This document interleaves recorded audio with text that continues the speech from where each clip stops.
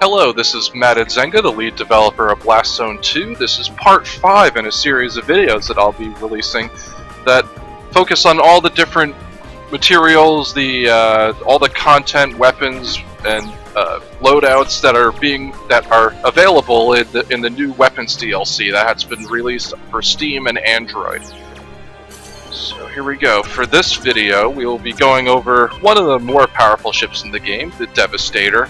This ship works kind of as a hybrid ship of sorts, that it does include the cluster shots from the more armored type ships, and it does have a slight armor boost to it, but it also includes the super bolt, which is a very powerful version of the charge bolts seen in other ships. And however, while the super bolt by itself, an individual one, does have somewhat less power than some of the other super weapons in the game, it requires less power and can be fired in quicker succession, so combined it still does a tremendous amount of damage. So here we go. Well, let's start it up.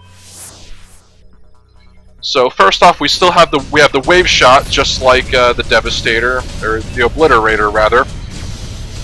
Although it's slightly less potent, but still does a lot of damage.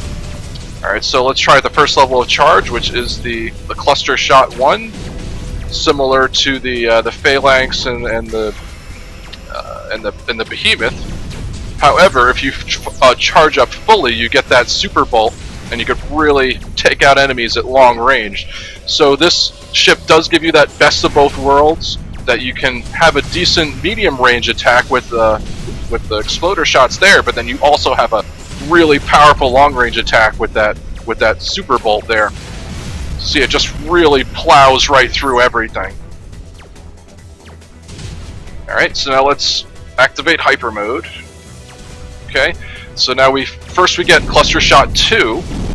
So now we get all that power at medium range there for when we need it, but then we also have the long range power with the power bolt here. So you can really change your strategies based on the situation. It makes it a really versatile ship that's great in a lot of different scenarios.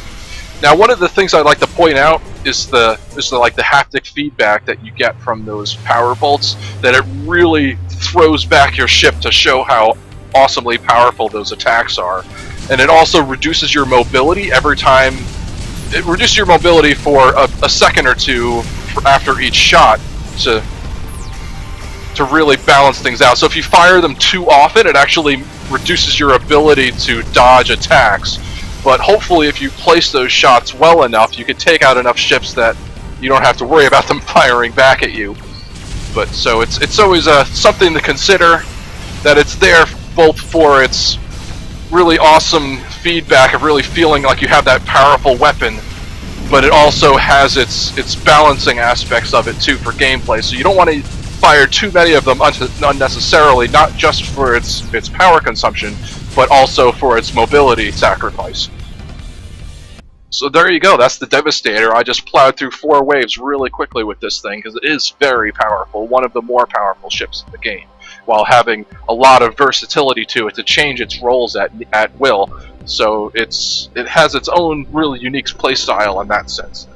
So again, this is BlastZone for BlastZone 2 with the brand new weapons DLC update that's been released for Steam and Android. I hope you guys like the new update, and I hope you look forward to more videos coming in the future focusing on the other features of this update.